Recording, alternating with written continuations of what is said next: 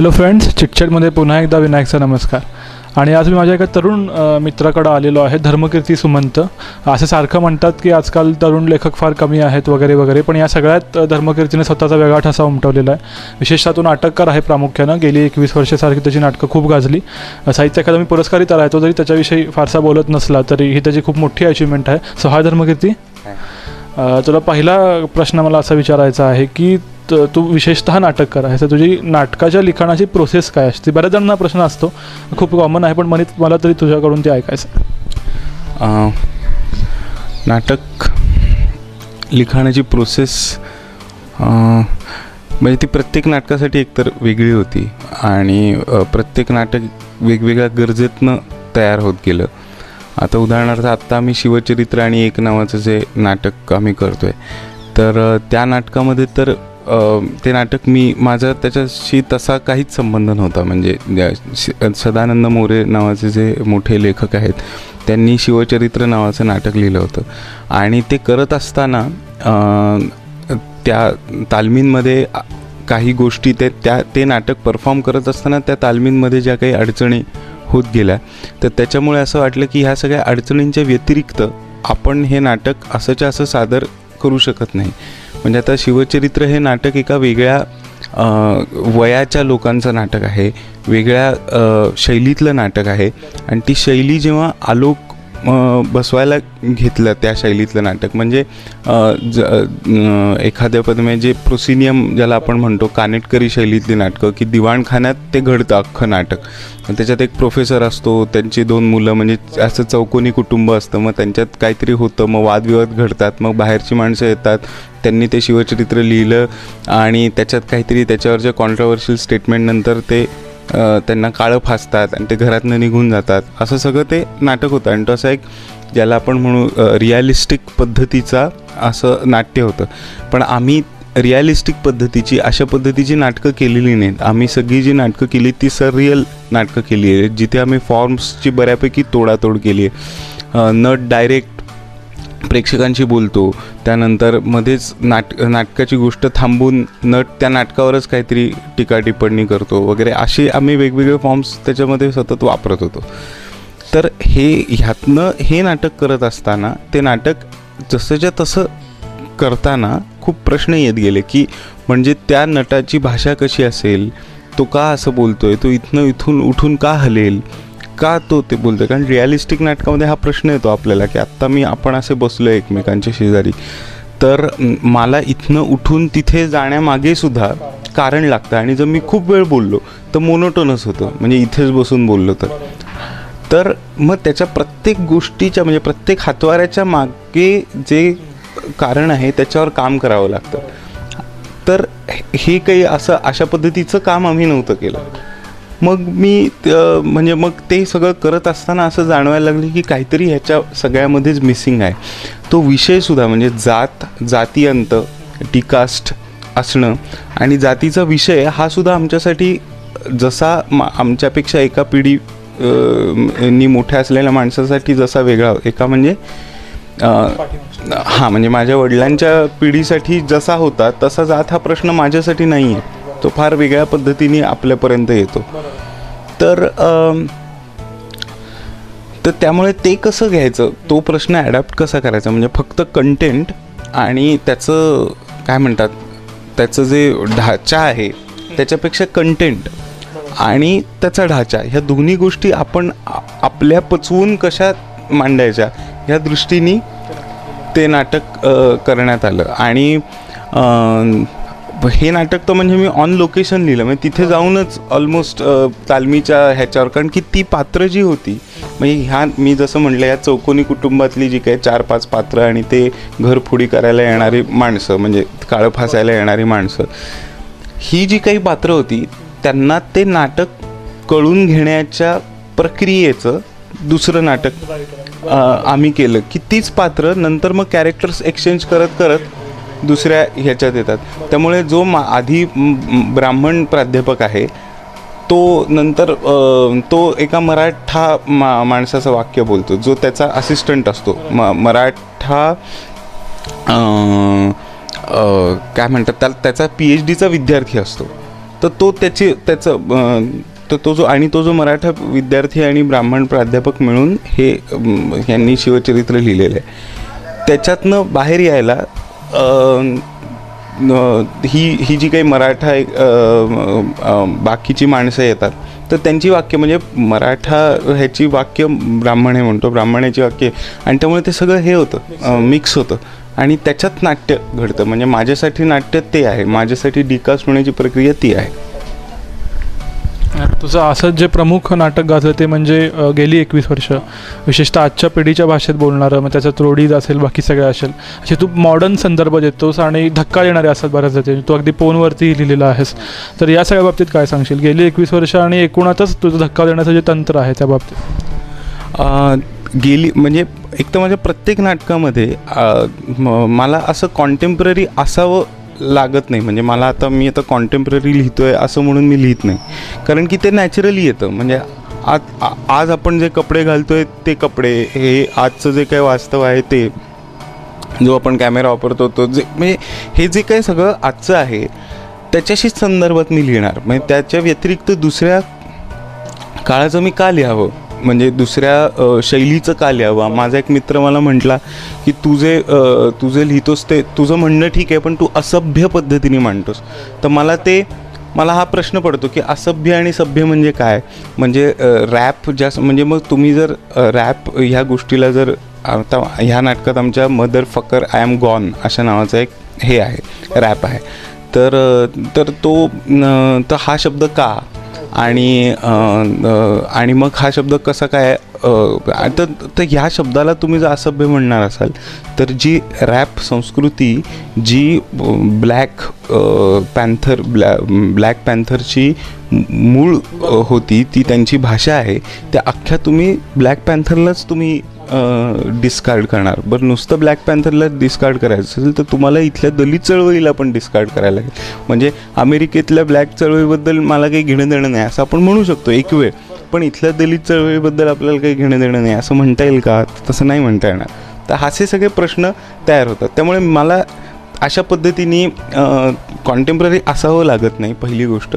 आणि ह्या सगळ्या नाटकामुळे त्यामुळे नॅचरली हे सगळे मुद्दे येतात. पॉर्नचा विषय तू म्हटलास, तर पॉर्न हा अत्यंत नैसर्गिक मुद्दा आहे. माझ्या नैसर्गिक इन द सेन्स नैसर्गिक तो नाही आहे, पण तो अतिशय सहजपणे लोक पॉर्न बघतात. त्यामुळे पॉर्नबद्दल माझं काय म्हणणं आहे हे लोकांपर्यंत जावं ह्याच्यासाठी मला काहीही त्याच्यात प्रॉब्लेम वाटत नाही. आणि मी त्याच रिॲलिटीविषयी लिहिणार. मी अजून कशाबद्दल लिहू? मी असं, म्हणजे तो माझा मित्र म्हणतो त्याप्रमाणे सभ्य असभ्य, ते जे वपू काळे वगैरे आपल्याकडे जे लेखकांची परंपरा आहे त्या परंपरेचं मी नाहीच लिहिणार. शक्यच नाही, मला आवडत नाही.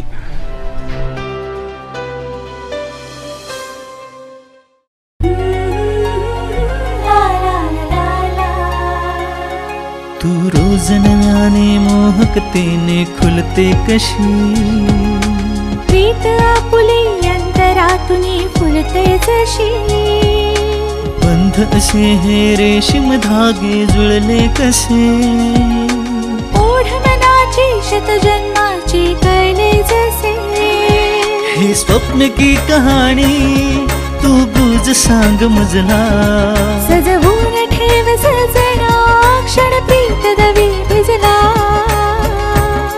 वाला वलकर, ट्रेडिशनल आणि ट्रेंडी रेडीमेड गारमेंट्सचा अनोखा मिलाफ. दालन तरुणी, दालन श्रीमंत, दालन पेशवाई, शिवाय पारंपरिक साड्या आणि शूटिंग शर्टिंगसाठी वाला वलकर, लक्ष्मी रोड, कोल्हापूर.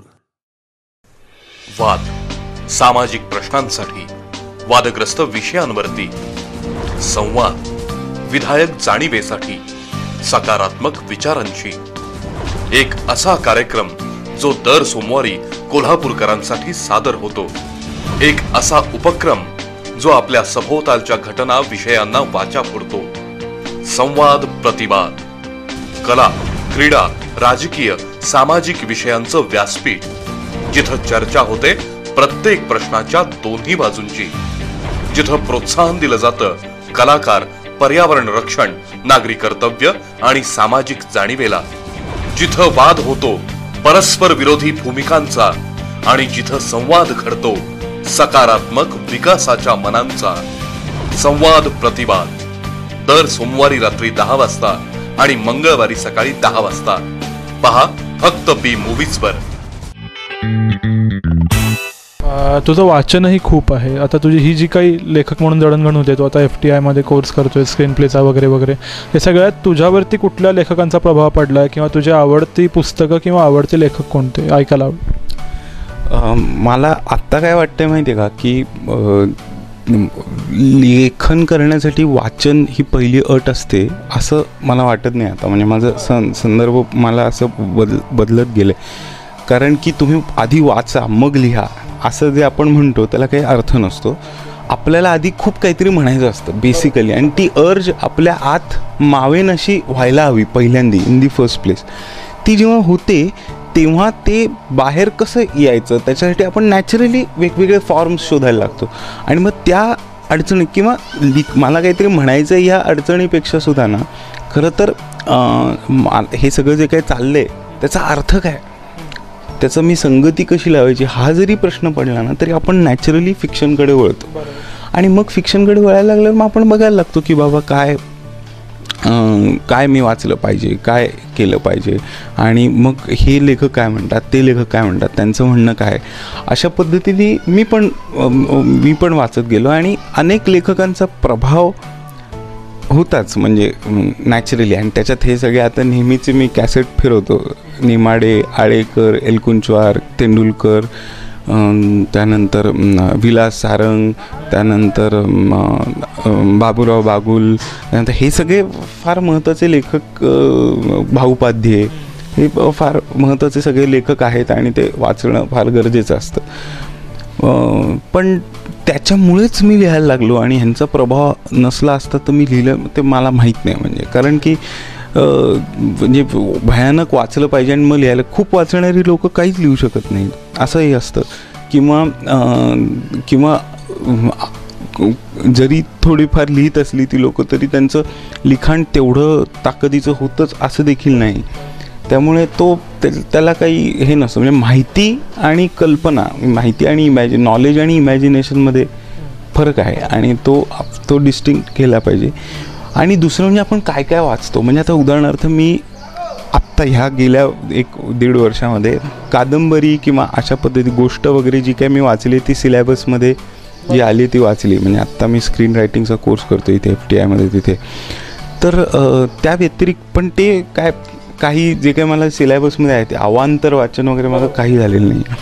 तर त्याच्यामध्ये आता उदाहरणार्थ मी रॅप म्युझिक जास्ती ऐकतो. Eminem नावाचा रॅपर मी ऐकतो, खूप वेड्यासारखं ऐकतो. आता ते माझं वाचनच म्हणता येईल ना एका प्रकारे, की त्या सगळ्या लयीमध्ये, त्या सगळ्या छंदामध्ये जे काही तो शब्द बोलतो तिथे, तर ते मी वाचतो, त्याचा मी काहीतरी अर्थ लावतो. आणि हे माझं काय म्हणतात, हेच माझं वाचन आहे आणि हेच माझं जगाचा अर्थ लावून घेणं आहे असं मी म्हणेन. तुझा मित्रपरिवारही मोठा आहे, विशेषतः या लिखाणामधला, किंवा तुम्ही समकालीन लोक जी सगळे आहेत, तू असशील, सचिन कुंडलकर असशील, मनस्विनी असेल, इरावती कर्णिक असेल, हे सगळे तुम्ही लोक काहीतरी नवं आणि वेगळं करायचा प्रयत्न करतात. तर या सगळ्यांबाबतीत काय सांगशील, एकूणच तुझा जो फ्रेंड सर्कल आहे त्याबाबत? हे सगळे खूप चांगले लोक आहेत, चांगले लेखक आहेत आणि म्हणजे त्यांच्याबरोबर अनेकदा काम करायची वेळ येते. म्हणजे आता उदाहरणार्थ रायटर्स ब्लॉक नावाची एक लेखकांची कार्यशाळा झाली होती, तिथे मी आणि इरा एकत्र होतो.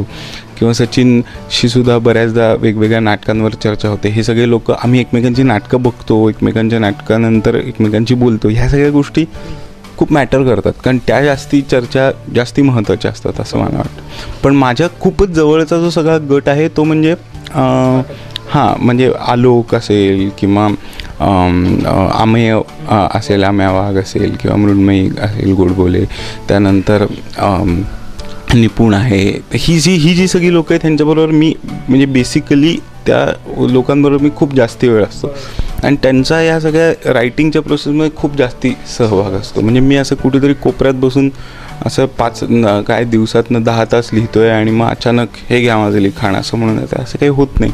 मी सगळं डिस्कस करत चर्चा करतच करत असतो. त्याच्यामुळे तो एक नक्कीच माझ्यावर खरं तर या लोकांचाच जास्ती परिणाम आहे. म्हणजे अनेक शब्द माझ्या नाटकातले म्हणजे मुलींना दस्सा म्हणायचा जो काही एक शब्द आहे, दस्सा म्हणजे 10पैकी 10 मार्क असे, त्याचं ते मला नंतर कळलं, मला ह्याचा अर्थ माहीत नव्हता. पण सुंदर मुलगी आणि सेक्सी मुलीला दस्सा असं म्हणायचं, हे आम्याचा शब्द आहे. हा म्हणजे हा माझा शब्द नाही, हा माझ्यातनं आलेला शब्द नाही, आम्या म्हणायचा तो शब्द. किंवा असे असंख्य शब्द, विनोद, हे सगळे त्यांच्यातनंच आलेले. त्यामुळे त्यांनाच हे मी ओ करतो सगळं असं मला वाटतं. शेवटचा प्रश्न की विशेषतः तू प्रायोगिक नाटकात जास्त ॲक्टिव्ह आहेस, तर एकूणच प्रायोगिक नाटकं सध्या होणारी, मग ते बाहेर जात नाहीत वगैरे वगैरे, असंख्य त्याच्यावरती चर्चा होतात, कायम होत राहतीलही असं मला वाटतं. पण या सगळ्यामध्ये प्रायोगिक नाटकाबद्दलचं मराठीतल्या तुझं काय मत आहे आत्ता?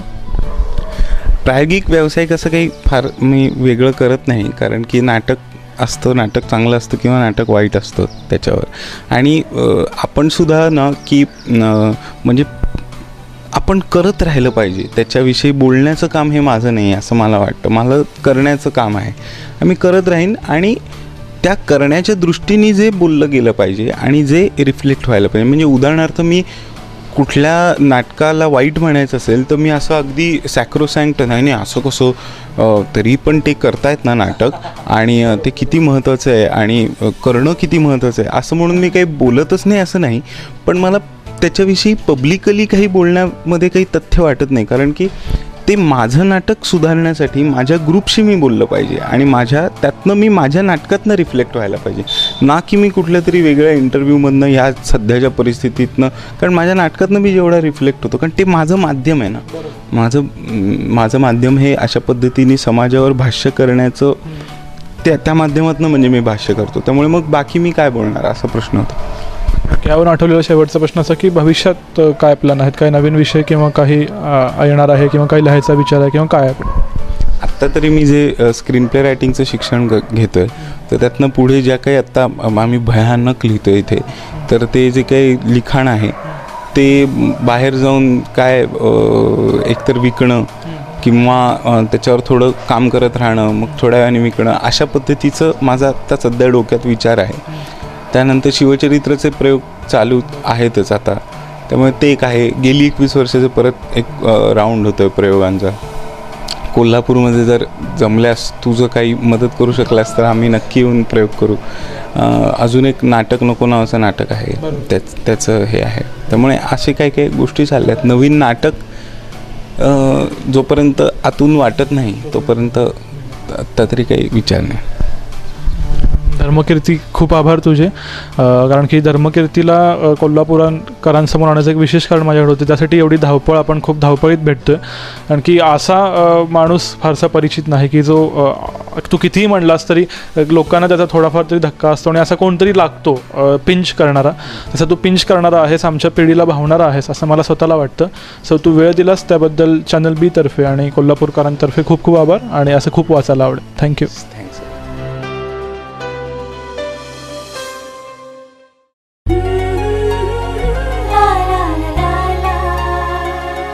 तू रोज नव्याने मोहकतेने खुलते कशी, प्रीत आपुले अंतरातून फुलते जशी, बंध असे हे रेशीम धागे जुळले कसे, ओढ मनाची शतजन्माची कळले जसे, हे स्वप्न की कहाणी तू गुज सांग मजला, सजवून ठेव सजना क्षण प्रीत दवी भिजला. वाला वलकर, ट्रेडिशनल आणि ट्रेंडी रेडीमेड गारमेंट्सचा अनोखा मिलाफ. दालन तरुणी, दालन श्रीमंत, दालन पेशवाई, शिवाय पारंपरिक साड्या आणि शूटिंग शर्टिंग साठी वाला वलकर, लक्ष्मी रोड, कोल्हापूर. प्रत्येकालाच उत्सुकता असते भविष्य जाणून घ्यायची. म्हणूनच चॅनल बी सादर करीत आहे गुरुप्रसाद ज्वेलर्स प्रायोजित प्रसिद्ध हस्तरेषा तज्ञ महेंद्र इनामदार यांची हस्तरेषा शास्त्रांची संपूर्ण माहिती सांगणारी मालिका हस्तरेषा.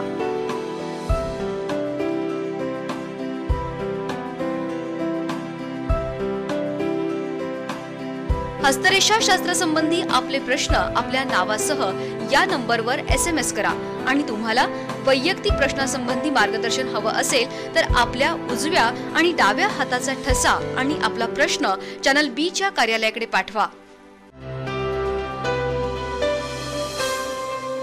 आपल्यापैकी बऱ्याच जणांना उद्योग विश्वात रस असायची शक्यता आहे. म्हणजे बिझनेसमध्ये, एंटरप्रेन्योरशिपमध्ये काहीतरी नवं करून दाखवायचं, नवीन प्रॉडक्ट लॉन्च करायचं किंवा नवीन एखादी सोयसुविधा लोकांना द्यायची, असं कित्येकांना वाटत असतं. पण एंटरप्रेन्योर बनणं इतकं सोपं नक्कीच नाही. ती एक खूप मोठी प्रोसेस आहे ज्याच्यामध्ये अनेक गुण आपल्यामध्ये असायला लागतात, अनेक गुण इम्बाईब करायला लागतात. आणि हे सगळं जर का समजून घ्यायचं असेल तर काही चांगल्या एंटरप्रेन्योर्सना भेटणं, त्यांचे विचार ऐकणं हे नक्कीच गरजेचं असतं. पण आपल्याला हे सगळे लोक कसे भेटणार? अर्थातच पुस्तकांमधून. आणि त्याच वेळेला आपल्यासमोर येते ती एक महत्त्वाची लेखिका, ती म्हणजे रश्मी बन्सल. हिची 3 पुस्तकं आज मी तुम्हाला सांगणार आहे. अर्थात ती तिन्ही पुस्तकं इंग्लिशमध्ये आहेत. त्या 3 पुस्तकांची नावं आहेत stay hungry, stay foolish, connect the dots and pure rich slum. अर्थात यातलं जे स्लमवरचं पुस्तक आहे ते नवीन आलं आहे, तर बाकीची दोन्ही पुस्तकं गेले कित्येक वर्ष बेस्ट सेलर म्हणून आहे. रश्मी बन्सलची ओळख अशी की रश्मी बन्सल ही IIM अहमदाबाद म्हणजे देशातली सर्वोत्कृष्ट मॅनेजमेंट संस्था तिथून बाहेर पडलेली. सध्या ती जस्ट अनदर मॅगझिन म्हणजे जॅमचं काम पाहते. ती फ्रीलान्स लेखिका आहे आणि हे जे काही तिने लिहिलेली पुस्तकं आहेत ही सगळी शोध पत्रकारिता या स्वरूपातली पुस्तकं आहेत. स्टे हंग्री स्टे फुलिशमध्ये काय आहे तर 25 व्यावसायिकांची ओळख आहे. हे 25 व्यावसायिक IIM अहमदाबाद याच संस्थेचे पासआउट आहेत. आणि व्यावसायिक कोण आहेत? यांच्यामध्ये सुभिक्षासारखा जो रिटेल ब्रँड आहे त्याचे निर्माते आहेत, वेगवेगळ्या वेबसाईट्स ज्या आल्या आज त्यांचे निर्माते आहेत, वेगवेगळे जे आज ऑर्किडसारखे जे मोठे हॉटेल्सच्या चेन आल्या त्यांचे निर्माते आहेत. या सगळ्या लोकांना प्रत्यक्ष भेटून त्यांच्याशी गप्पा मारून तिने हे पुस्तक निर्माण केले. 25 लोकांना घेऊन तिने हे पुस्तक निर्माण केलं.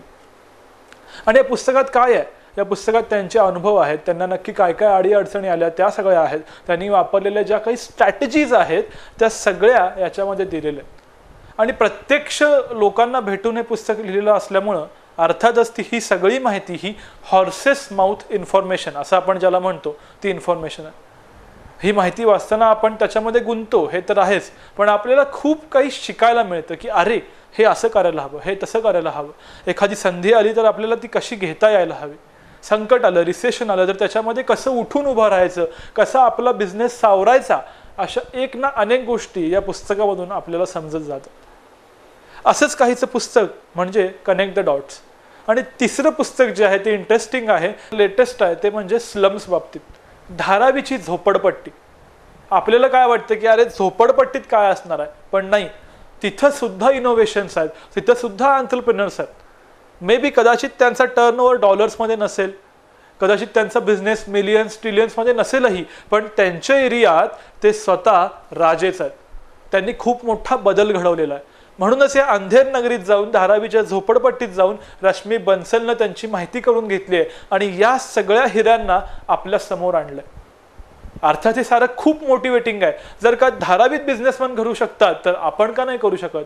म्हणूनच तुमच्यात जर का बिझनेसचा एक किडा असेल किंवा अगदी नसेलही तरी सुद्धा हे जग माणसं कशी घडवतात हे समजून घ्यायचं असेल तर रश्मी बन्सलच्या पुस्तकांना पर्याय नाही. मस्ट रीड 3 पुस्तकं.